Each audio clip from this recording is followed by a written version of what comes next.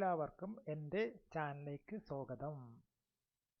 ഈ മാത്തമാറ്റിക്സ് ചോദ്യം വളരെ ലളിതമായി തോന്നാമെങ്കിലും അതിൻ്റെ കൃത്യമായ ഉത്തരം ലഭിക്കാൻ നമ്മൾ ഓർഡർ ഓഫ് ഓപ്പറേഷൻ പാലിക്കേണ്ടതാണ്.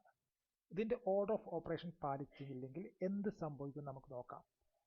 3 ഡിവിഷൻ 3 എത്ര ആൻസർ? 1 ആണ് ആൻസർ, എല്ലാവർക്കും നമുക്കറിയാം അത്. അതുപോലെ 3 ഡിവിഷൻ 3 എത്ര ആൻസർ? 1 ആണ്. Therefore 1 ഡിവിഷൻ 1 എത്ര കിട്ടും ആൻസർ? 1 കിട്ടണം.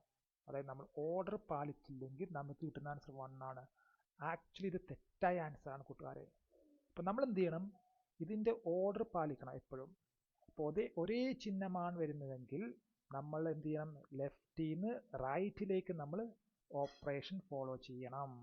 അതിൻ്റെ അർത്ഥം 3 ഡിവിഷൻ 3 ഡിവിഷൻ 3 ഡിവിഷൻ 3 ഇതാണ് ക്വസ്റ്റ്യൻ. ഫസ്റ്റ് 3 ഡിവിഷൻ 3 എത്ര ആൻസർ? 1.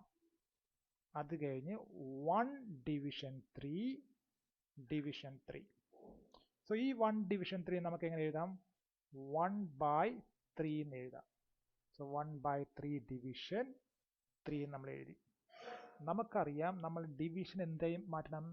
അതിൻ്റെ റെസിപ്രോക്കൽ എടുത്തിട്ട് ഈ ചിഹ്നം നമുക്ക് എന്തായി മാറ്റാം? മൾട്ടിപ്ലിക്കേഷൻ ആക്കി മാറ്റാം.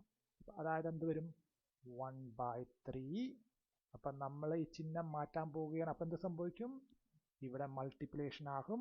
അപ്പം ഈ 3യുടെ റെസിപ്രോക്കൽ എടുക്കുക, അതായത് വ്യുൽക്രമം എടുക്കുക. എന്തായി മാറും? 1/3 ആയി മാറും.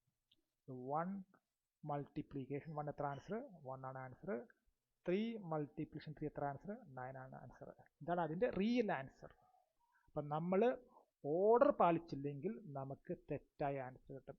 ഇതുപോലത്തെ ട്രിക്കി ക്വസ്റ്റ്യൻ കിട്ടാൻ വേണ്ടി കൂട്ടുകാരെ എൻ്റെ ചാനൽ നിങ്ങൾ സബ്സ്ക്രൈബ് ചെയ്യുക.